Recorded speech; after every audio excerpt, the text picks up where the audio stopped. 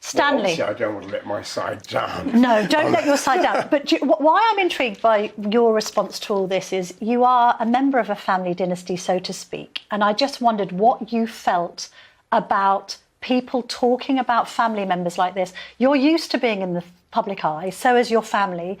Should this be done or not? Do you know, my thought here, I think I'm speaking more in sorrow than in anger. That's what the headmaster used to say when he was going to, whack you at school. More in sorrow than in anger. I think it is unfortunate what has happened. I think that some things went wildly wrong.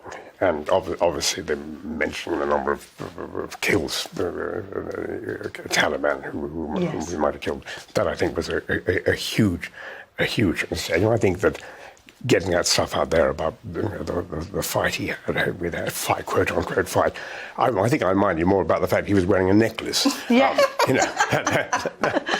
And then the third point I would say is that I do feel, and you mentioned the fact that I am a family man. It's perfectly true. I do have quite a lot of children. I feel very sorry for King Charles. Obviously, he's not as the dad in all this. Yes, I mean, he may not be the target of the book, but nonetheless, he can see it all going on. I feel very sorry about that. And my last one is a totally frivolous one. Just, I think, really does show my generation. I do say to myself, haven't we seen enough of Prince Harry's beard?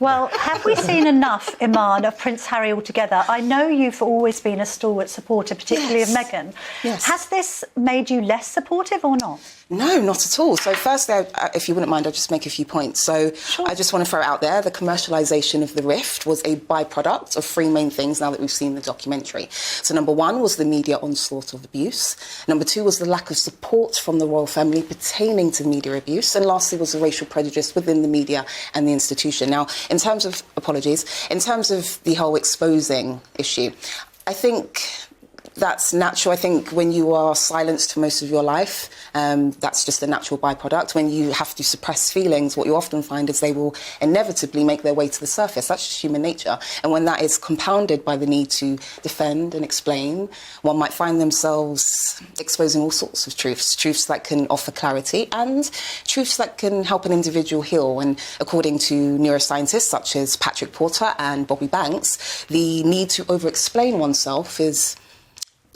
derives from childhood trauma and gaslighting. But is there a limit to over-explaining? I mean, is there just here, we've got sort of tales of frostbitten penises, we've got tales of losing virginity in a kind of, with a horsewoman behind a pub.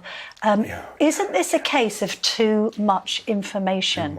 I mean, you must have been cringing at some of it, Iman. Come on. It's a lived experience. In fact, I actually felt like it made him more relatable. And I'll just make this point before Stanley continues. I think Harry's interviews, his book Spare, are vital opportunities for him as an individual, as a man, as a husband, and as a member of the royal family to take back control of the situation by exposing the truth, defending himself, and ultimately, eventually making amends. He opened up Pandora's box in defence, and so now he has to find a way to close it. And I believe him speaking up is his attempt to do so. Stanley? Well, I think I do perfectly, obviously, come from a different generation. My father was a pilot for 5 years during the war, but I never, ever heard him mention the war.